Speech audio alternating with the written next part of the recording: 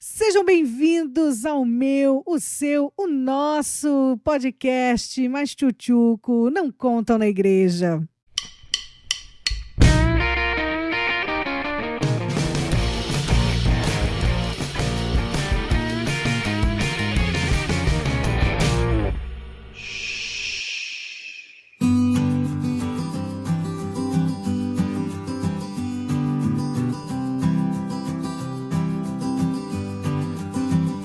Eu sou Ali Romeiro. Eu sou a Nemaida.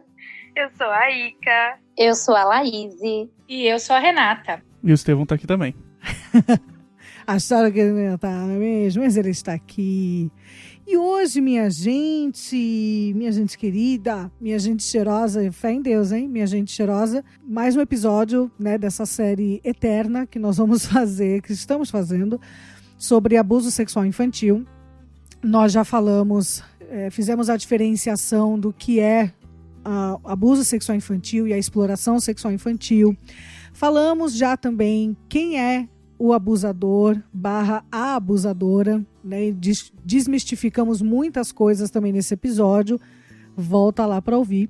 E aí hoje nós vamos falar sobre quem é a vítima, sobre o perfil da criança, do adolescente, enfim, que sofre o abuso sexual, para a gente poder entender melhor e poder ajudar, obviamente.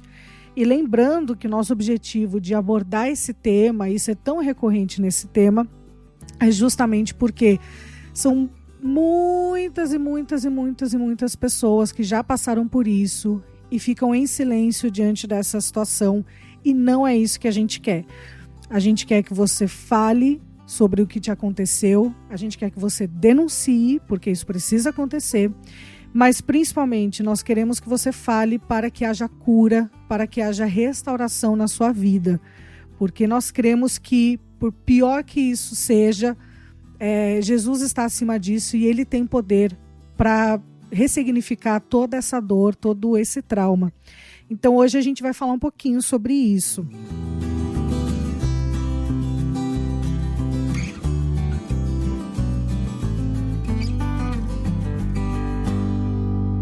Ica, como que é essa vítima? Como que é essa criança, esse adolescente que sofre o abuso sexual infantil? Pode acontecer com qualquer um? É de uma classe social específica? É de um grau de educação específico? É uma idade específica? Como que é?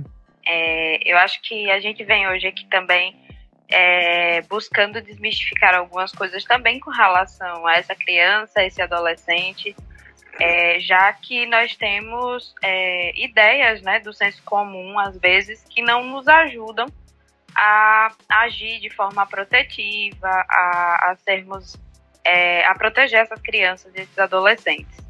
Então, apesar de indicadores existirem, apesar de a gente poder traçar um perfil que a gente pode ir falando mais na frente com relação à maior ocorrência, a vítima, sim, pode ser uma criança de qualquer classe, de qualquer raça, de qualquer família, inclusive famílias cristãs, né? Famílias que se denominam cristãs, evangélicas, né? Então, isso pode acontecer.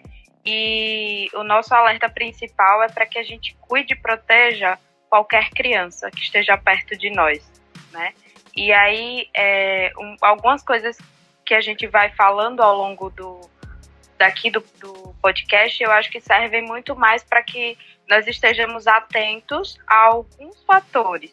Mas isso não vai fazer com que uma ou outra criança deixe de ser cuidada porque ela não está dentro de algum fator de risco ou de algo que deve ser observado, né? Quando a gente começa a ver dados, por exemplo, dos estudos. Toda criança precisa e necessita dessa proteção e desse olhar para o seu cuidado e sua segurança. Eu acho que uma coisa importante da gente colocar sobre alguns dados também, né? Tenho aqui em mãos alguns dados que é do boletim epidemiológico, olha que nome difícil, boletim epidemiológico da Secretaria de Vigilância em Saúde, que é do Ministério da Saúde. esses dados, eles são de 2018 e eles abrangem o período de 2011 a 2017, né? Então, tem esse período de 2011 a 2017. Então, nós temos aqui uma notificação de 184.524 casos de violência sexual. Desses 184.524, 58.037 foram contra crianças e 83.068 contra adolescentes, ou seja, 31% contra crianças e 45% contra adolescentes. Então, a gente vê uma maior porcentagem aí de adolescentes que sofreram abuso do que crianças. Isso são casos notificados, são casos que vieram a denúncia, enfim. Então, talvez os adolescentes com um pouco mais de informação falaram mais do que as crianças. A gente sempre vai bater nessa tecla que todos os dados que a gente traz aqui são dados notificados.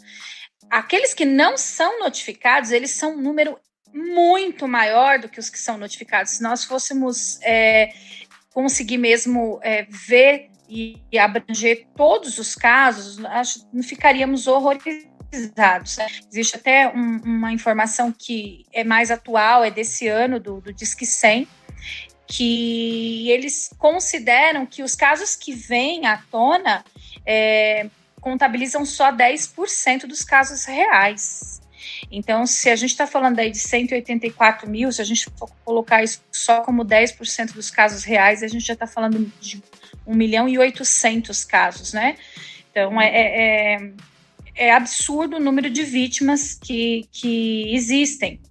E aí a gente vai ter depois uma classificação sobre meninos e meninas, né?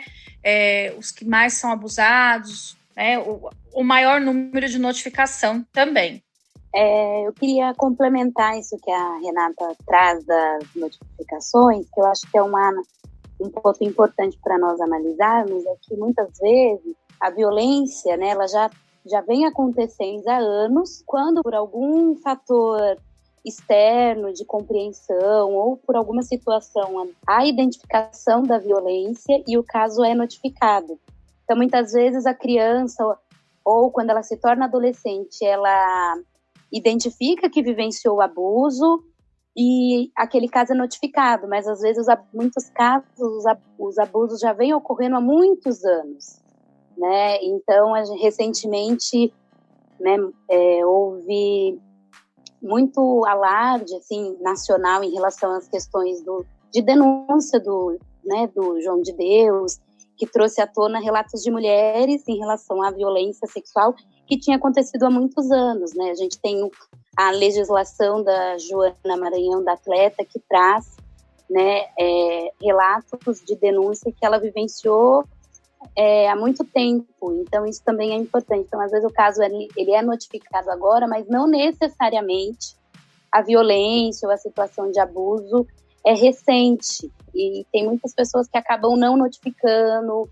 Uma das coisas que a gente pode pensar junto com isso que a Laís trouxe é o fato de que, por exemplo, crianças que são menores, né, crianças com menores de 5 anos, por exemplo, elas vão ter uma dificuldade aí de entender esse contexto do que está acontecendo com elas nos casos de abuso, por causa de uma imaturidade emocional mesmo para entender o contexto e conseguir informar isso de alguma maneira, né? Então, isso acaba levando aí a uma extensão desse abuso por mais tempo e também prolongando esse processo aí de violência e agravando isso em práticas, agravando isso em determinados aspectos aí do desenvolvimento da criança, né? Isso a gente falando desse tempo que demora para talvez essa vítima conseguir elaborar o que está acontecendo com ela e daí conseguir acionar alguém ou conseguir contar ou ter algum comportamento que sinalize essa violência acontecendo, né? Então, como a gente já comentou em algum outro episódio, o índice de abuso que acontece com crianças menores de 5 anos é muito alto. E aí a gente pode trazer esse dado e associar, né, essa informação do quanto essa criança ela tem nesse momento maturidade emocional, capacidade para elaborar de 10 o que anos, está acontecendo. E aí, eu não me lembro, não me recordo agora em que cidade, mas sei que é no Brasil, e ela está grávida. Então, essa menina... Espírito Santo, é isso mesmo.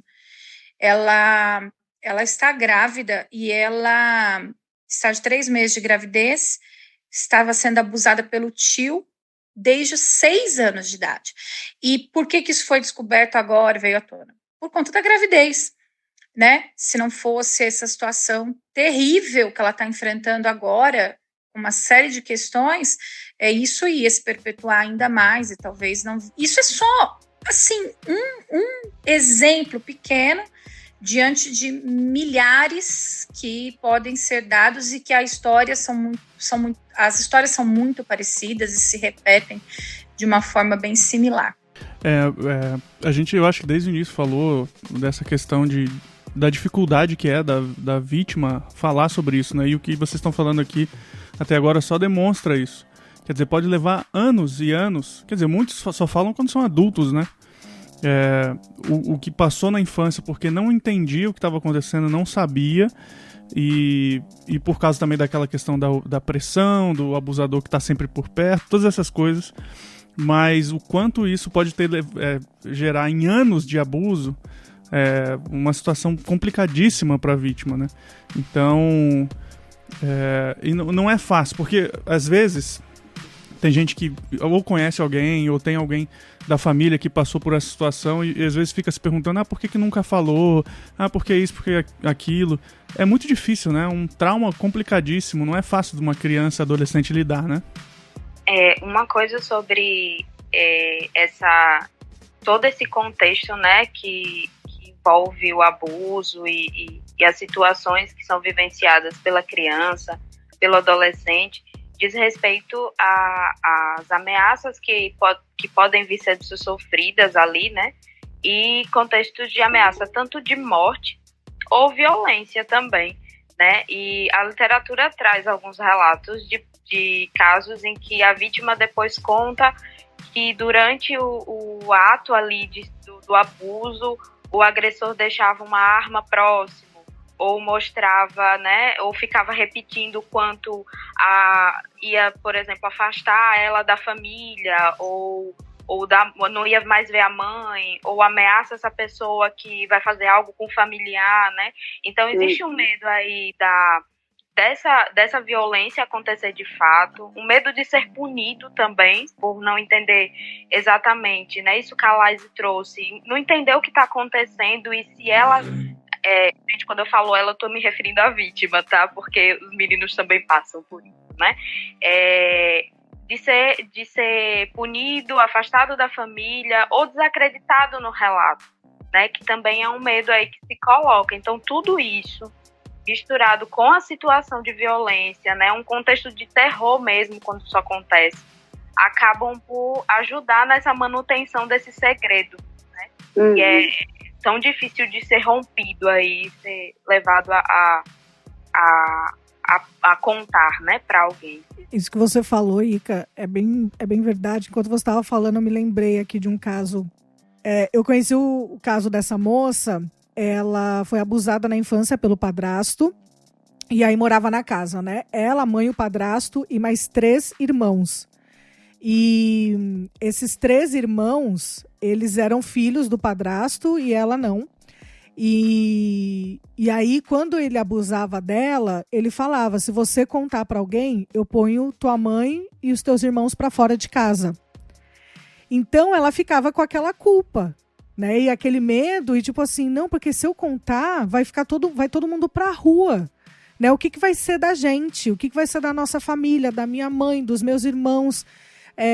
Então ela não contava por causa disso, por causa dessa ameaça de ir todo mundo para a rua. E aí ela se sentia, então, nessa responsabilidade de tenho que passar por isso para garantir o teto, né, a sobrevivência do restante da família. Eu acho esse assunto tão complexo, porque, assim, existe todo tipo de vítima, né? Então, tem o caso dessa menina, por exemplo, que era ameaçada e tal, e tem o caso de crianças e adolescentes que nem sabem que estão passando por abuso. porque acha que uma passada de mão, uma coisa mais simples, não é algo suficiente para ser considerado abuso. Então, tem gente que nem sofre ameaça nenhuma, né? Mas acha normal. Não tem um sentimento também de culpa, porque acha que isso deve fazer parte da normalidade das pessoas. Receber uma passada de mão, receber algum tipo de carícia impróprio. Isso pensando no adolescente. Agora, uma criança, então, tem menos noção ainda do que é possível e do que não é possível, né? Digamos assim, numa convivência normal. E eu acho que isso tudo que está sendo colocado são todos os fatores que vão permear o silêncio. Por que a criança não conta, né? Por que é tão difícil? Por que e principalmente assim para os adultos é difícil compreender esse silêncio da criança, principalmente para um adulto que talvez nunca tenha passado por um abuso. É muito difícil compreender o silêncio da criança. Então, todas essas coisas, a culpa, né? Como já foi colocado, a culpa de repente ser o causador de uma discórdia na família, de causar a separação das pessoas que ele ama, né, que essa criança ama, ou o medo das ameaças, que às vezes as ameaças, elas às vezes são verbais, elas são concretas, mas existem algumas ameaças assim que ficam como que subentendidas pela criança, né? E isso vai gerando nela o entendimento de que ela não pode falar sobre aquilo. E a Neymada bem colocou a respeito da criança que às vezes nem sabe o que é isso que está acontecendo. Ela nem entende. E às vezes só na vida adulta é que vai, então, compreender que ela sofreu um abuso. Então, por todas essas razões, a criança não conta. E existem outras questões também, como, por exemplo, a vergonha, né? Se ela tiver o mínimo de entendimento sobre aquilo que está acontecendo, ela também vai se sentir muito envergonhada, né? Por a repulsa de se sentir suja, né? Muitas crianças relatam esse sentimento de se sentir sujo. E é triste demais isso. Você pensar que uma criança se sinta dessa maneira, porque foi causado nela esse sentimento de impureza, né? Foi roubado dela essa inocência, essa pureza. Então a criança ela tem esse sentimento de vergonha por conta disso também, de que outras pessoas saibam que ela passou por aquilo. E para um adulto que passa por um abuso, às vezes por uma pessoa desconhecida, no trem, no metrô, no ônibus, já é difícil falar, já é difícil contar. Então, quem dirá uma criança que muitas vezes nem entende o que está acontecendo, né? E outra coisa também que faz com que as crianças fiquem caladas, né, que permeia esse silêncio todo, é o medo de não acreditarem nela, o medo da omissão também. Porque o abusador, por muitas vezes, ele vai se usar disso, vai dizer, olha, não adianta você contar, né? Isso é uma forma de ameaça. Não adianta você contar, às vezes não está ameaçando contra a vida, contra a integridade física dessa criança, mas a forma dele colocar deixa com que essa criança fique insegura de contar qualquer coisa. Então, o medo dessa criança de não acreditarem nela é muito grande. Ela teme por essa omissão também. Então, são diversos fatores mesmo.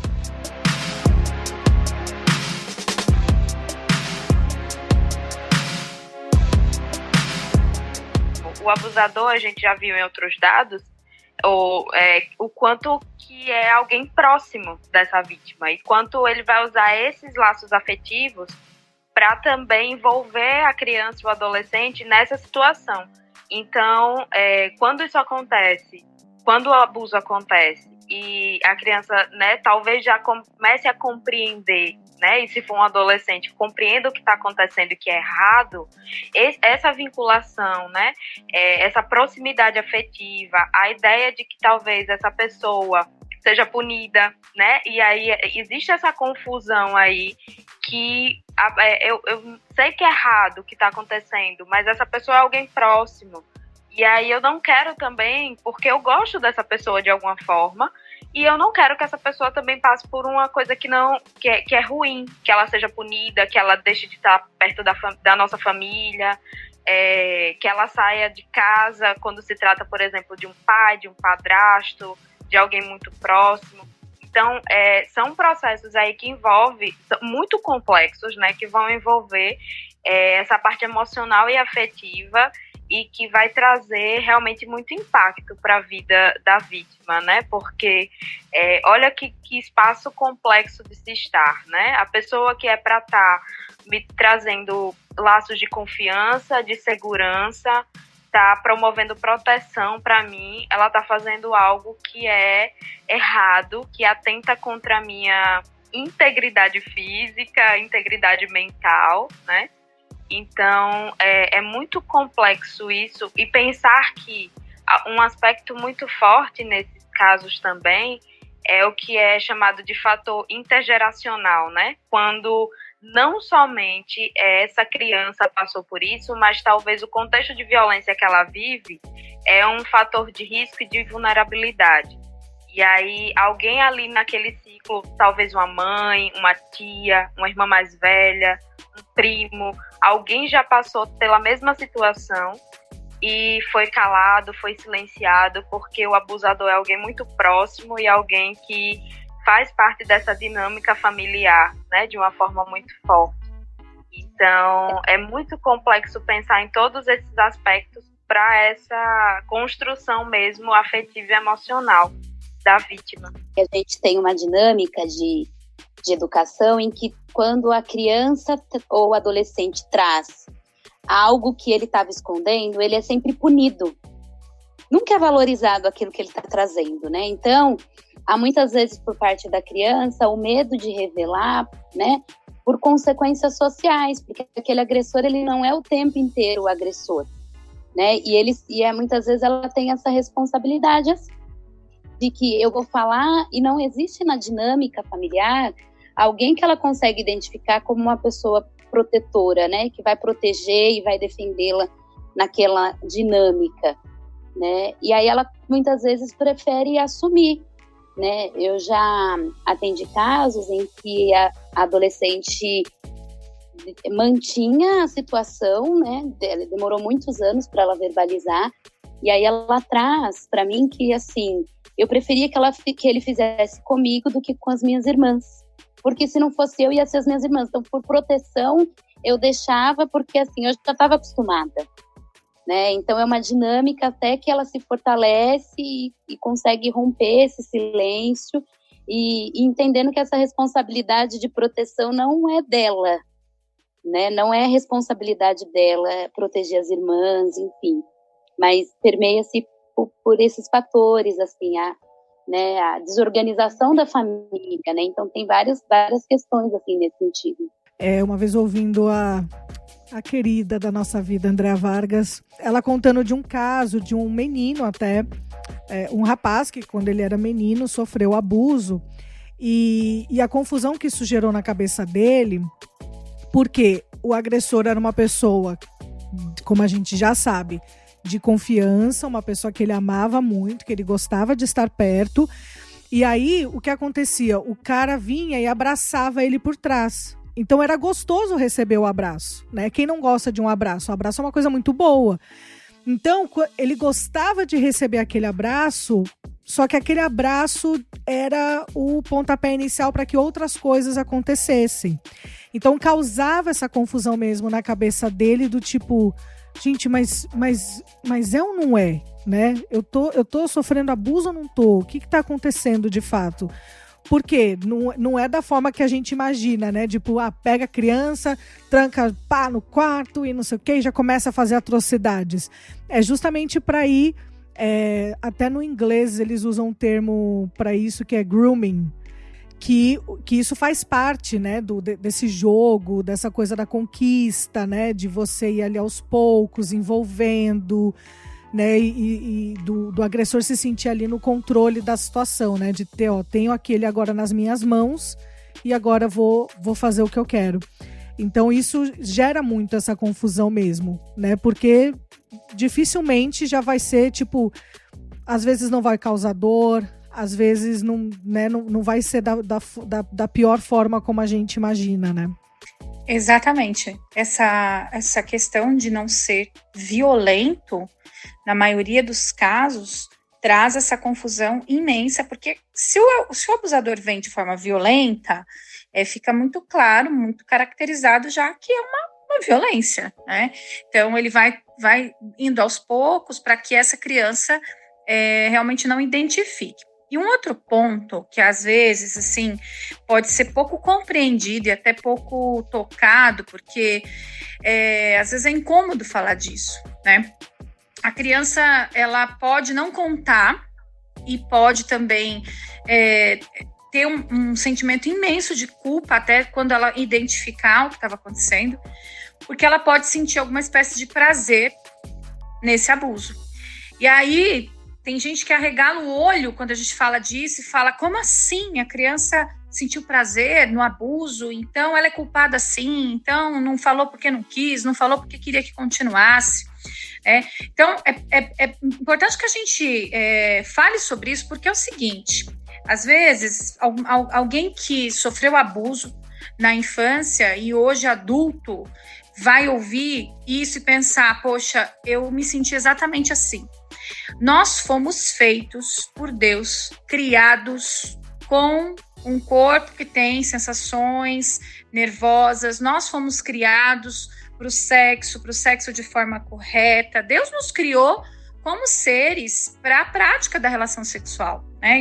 Isso faz parte do nosso corpo, da nossa biologia, então isso é natural. Uma criança que ela é estimulada sexualmente, ela pode vir a sentir sensações prazerosas, né? Assim como, por exemplo, o cafuné traz uma sensação de vontade de dormir, ou uma coceguinha, uma coçadinha nas costas. Então, assim, porque nós temos terminações nervosas, então tudo isso pode trazer uma sensação de prazer. A criança que tem uma estimulação dos órgãos sexuais, ela pode, e para o menino, né, falando bem abertamente, para o menino isso ainda é mais complicado porque ele pode ter uma ereção. Um menino, mesmo pequeno, a criança, o adolescente pode ter uma ereção. E essa ereção vai ser contabilizado para ele como eu acho que eu queria mesmo. E até o abusador usar isso contra ele, falar, mas olha, você queria, você também se excitou com isso. Então, essa falta de informação e falta de conversar com as crianças a respeito pode gerar toda essa confusão. E, gente, para desatar esse nó depois, para desatar esse nó da cabeça das crianças, da cabeça do adolescente, da cabeça de um adulto que passou por isso e teve essas sensações na infância ou na adolescência, é um processo muito difícil. Não que seja impossível, né? A gente está aqui para isso, inclusive, para falar sobre isso, para conversar, para dizer, olha, não se sinta sozinho se você passou por essa experiência. Nós estamos aqui também para isso. Mas é importante a gente falar sobre esse aspecto também da vítima. Ela pode ter essas sensações e nem por isso ela escolheu ser abusada. Nem por isso ela pediu para sofrer, para passar por esses abusos. E nem por isso também aquilo foi uma experiência boa para ela. Isso, pelo contrário, a experiência que vai trazer traumas e uma dificuldade imensa de lidar com isso lá na frente. A gente precisa bater muito nessa tecla, porque a gente está falando de pessoas, né, seja criança, seja adolescente, que estão em processo de maturação, e maturação emocional, psicológica e sexual. Então, é uma construção, esse aspecto da sexualidade também está se construindo para essa pessoa. Então, se quer pensar que uma sensação vai ser justificativa para que se coloque que essa pessoa, que essa criança estava ali porque ela queria, e porque ela permitiu, é absurdo, né? Porque não é um aspecto de simplesmente comparar isso com um adulto que já tem todo o aspecto sexual ali, da sexualidade formado e em plena construção, de fato, das suas vivências, né? Podendo escolher e podendo fazer suas escolhas e ter ações já direcionadas para isso. É uma criança, é um adolescente, isso está em construção. E, inclusive, por isso que os fatores que vão trazer consequências muito fortes nessa fase do desenvolvimento, porque a criança está aprendendo de tudo, inclusive na parte sexual. Então, o peso disso para essa construção, para esse desenvolvimento é muito grande, né? Então, por isso que é muito importante que a gente sempre bata nessa tecla. A vítima não tem culpa, né? Independente de como é que foi essa experiência física, né? Que é exatamente o que você trouxe.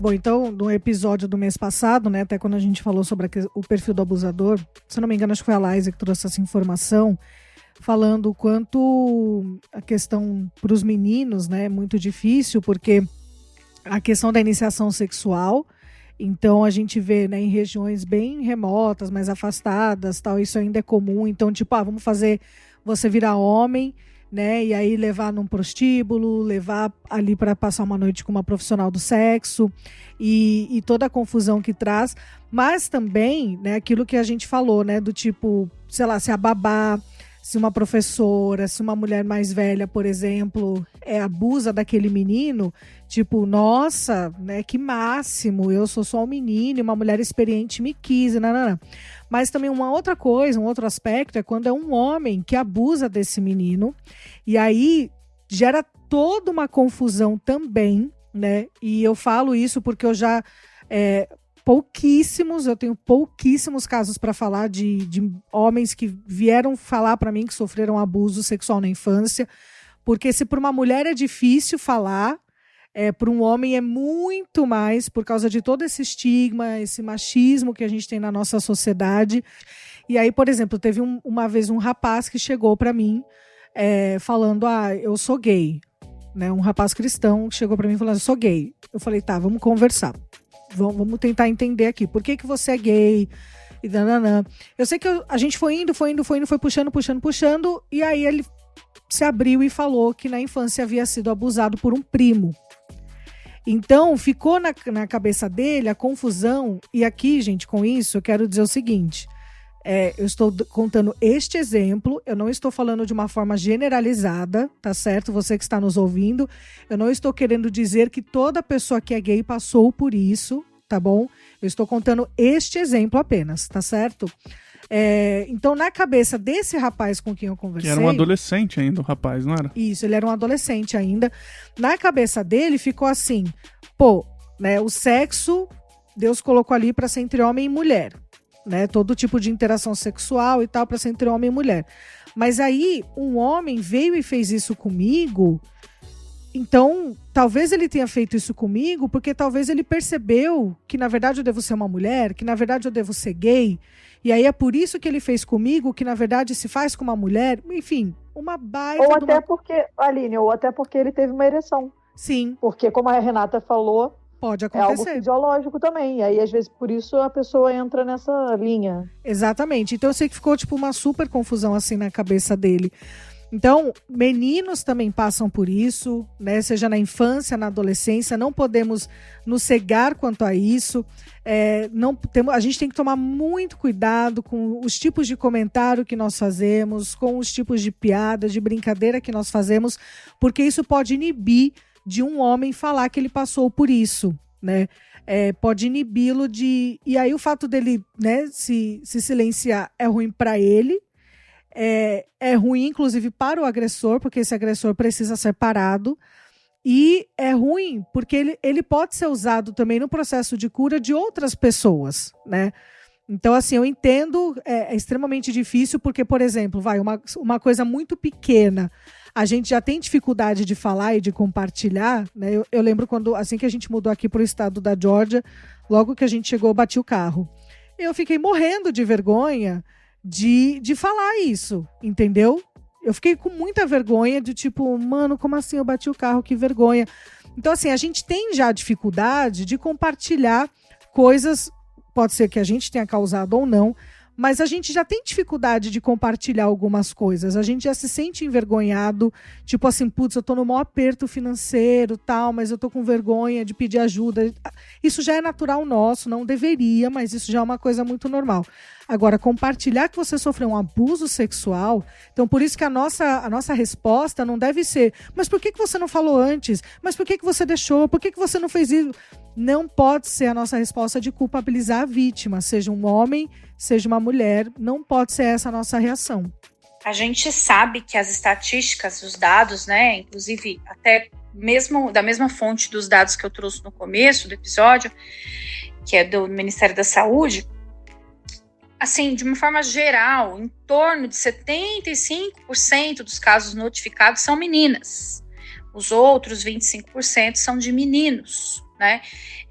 Aí tem umas diferenciações depois, né, de crianças, de adolescentes, né, mas de uma forma geral é mais ou menos por aí, 75% são meninas e 25% são meninos. E aí, mais uma vez, a gente vai falar, esses 25%, na verdade, eles estão nesse número porque, na verdade, os meninos têm toda essa dificuldade, de forma cultural até para contar, porque é muito complicado, vai ser taxado de homossexual, esse tipo de coisa, ou achar até que assim, eu contei, acho que no primeiro episódio, uma situação que a gente vivenciou de um rapaz já casado, né, que passou por uma situação de abuso na infância, e quando ele contou, assim, os amigos dele acharam que isso era uma vantagem, né?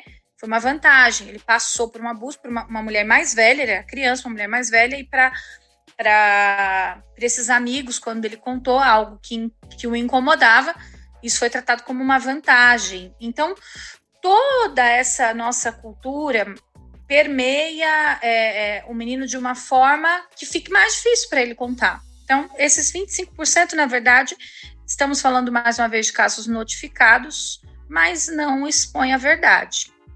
A gente, com os números que a gente tem, já é absurdo o que é real, que a gente não sabe por causa de todas essas questões. A gente não tem ideia. É por isso que a gente precisa continuar falando sobre isso, a gente precisa abordar isso nas igrejas, nas escolas, dentro de casa, porque qualquer criança, independente de gênero, pode ter sofrido ou vai sofrer, independente da idade. A gente precisa falar sobre isso para, pelo menos, gerar esse cuidado e estar alerta, né?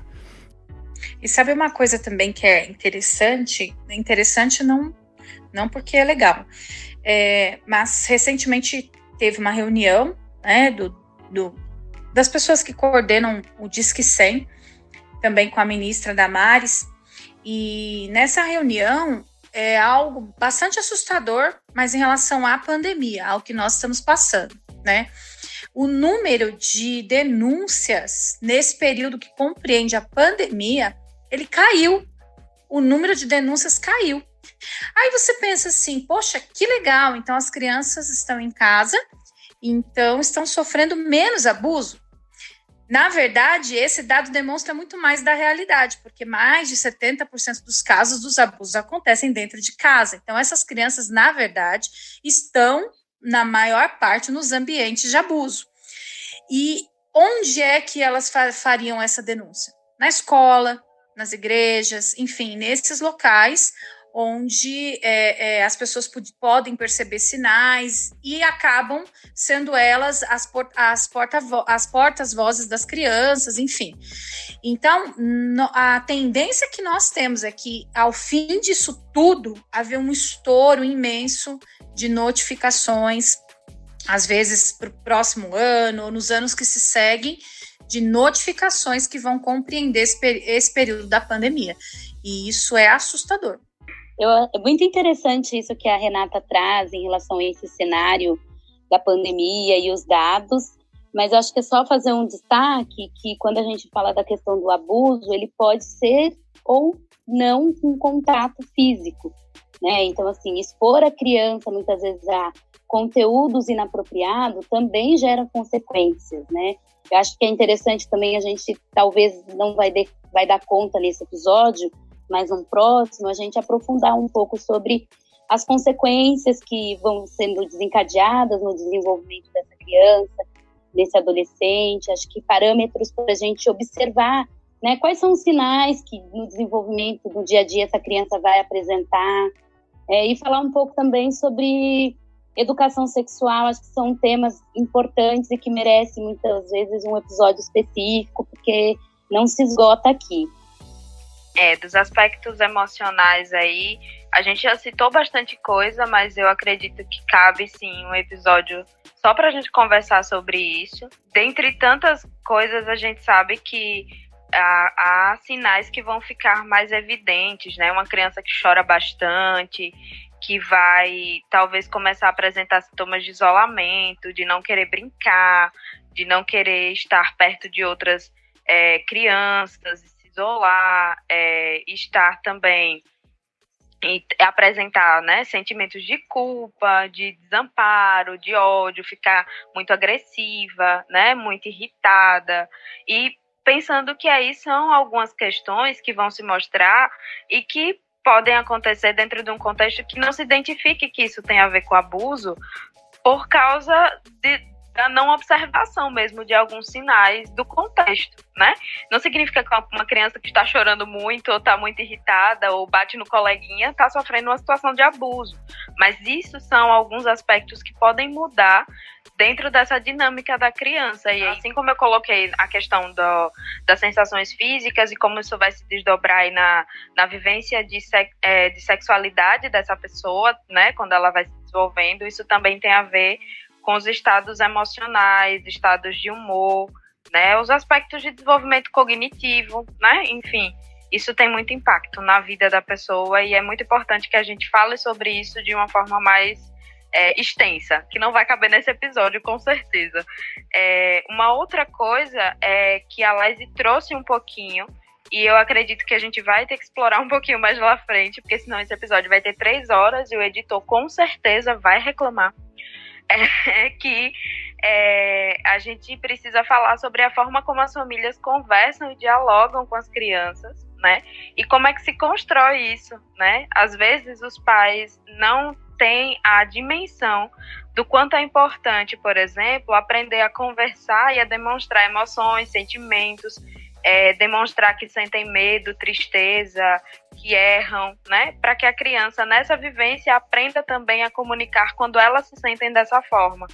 E aí, se tornando mais fácil o diálogo entre a família e quando situações adversas acontecerem, seja de abuso ou de qualquer uma outra coisa, elas consigam conversar sobre isso num ambiente seguro.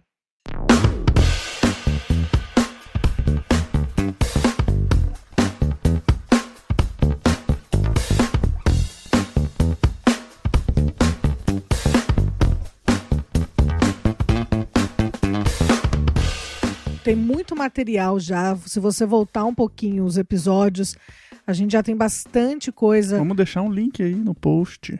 Vai ter link. No post. No post. Com os episódios anteriores, né? Uma sequência. Sim, então ouça e compartilhe, por favor, compartilhe. Se a gente puder sugerir, é importantíssimo, indica. Se você não gostou dos outros episódios, a gente te perdoa. Fala assim, outros episódios gerais que a gente falou aqui sobre educação na Coreia do Norte, sobre Dia dos Pais, política, tudo bem. Mas esses de abuso, se você quiser uma sugestão nossa, indique e dê lá pro líder das crianças, Ministério de Adolescentes da sua igreja, pro alguém da escola. Se você trabalha numa escola, tem relacionamento, põe lá pros professores, pro diretor. Vamos espalhar cada vez mais a questão sobre o abuso sexual infantil para proteger nossas crianças, né? Com certeza, gente. Então tem muito material. Uma coisa que a gente sempre vai enfatizar é a denúncia. Então ela precisa ser feita para o bem da criança e também para o bem do agressor, porque ele precisa ser parado. Ele precisa ter uma correção, né, diante dessa mentalidade tão deturpada, né, na forma de se relacionar com crianças, com adolescentes. Então a gente sempre vai enfatizar a denúncia. E aí eu queria saber de vocês, se vocês têm alguma indicação para fazer, fiquem à vontade que este é o momento. eu tenho uma indicação que acho que muita gente já assistiu, mas acho que é interessante sobre esse tema, que é aquele filme Preciosa, porque eu acho que ele traz, né, vários aspectos em relação a esse assunto, sem querer, né, contar um pouco do filme, mas quando ela encontra uma pessoa de confiança, então apresenta assim, algumas coisas da dinâmica. Enfim, eu acho que é um filme interessante. E tem um outro que tem na internet, que é um desenho animado, que conta a história do João. E ele traz vários temas, assim, é bem interessante porque ele traz situações de violência, a primeira experiência sexual, a gravidez da namorada, o primeiro emprego, enfim. E traz vários pontos para a gente avaliar. É um desenho, uma animação bem simples, foi feito pelo Instituto Promundo, e o Instituto Promundo, eles produzem materiais bem interessantes, de várias temáticas, e esse tem 23 minutos, ele é de 2017, e ele traz vários pontos, assim, em relação à sociedade para a gente refletir, pensar. Tem no YouTube, Minha Vida de João. Eu quero deixar também uma indicação bacana, é um site. A gente falou bastante hoje sobre a questão dos meninos que são abusados, homens que muitas vezes ainda hoje enfrentam dificuldade com questões que passaram na infância, nunca conseguiram contar. E existe um site muito interessante que chama quebrarosilencio.pt. Esse é o endereço do site, quebrarosilencio.pt. Não tem .com, não tem .br, não tem nada. E esse site ele é específico para ajudar homens a quebrar o silêncio. Então, ele é específico para homens. Eu sei que a gente está falando de vítimas de forma geral, mas eu queria deixar essa indicação que eu acho ela muito importante. Para homens que já tenham passado por essa situação, já tenham vivenciado isso, não tiveram coragem de quebrar o silêncio, de contar para a família, para suas namoradas, esposas, enfim, mas que podem buscar ajuda, né, por essas pessoas que são especialistas e estão se dispondo a ajudar, a ouvir e acolher. Bom, gente, é isso. Então, mais um episódio sobre essa série de abuso sexual infantil. Sempre muito bom abordar esse tema, ouvir, aprender, desmistificar muita coisa também, e a gente vai seguir sempre abordando os N aspectos sobre esse tema, porque vocês já sabem que o que eles não contam na igreja, a gente conta aqui.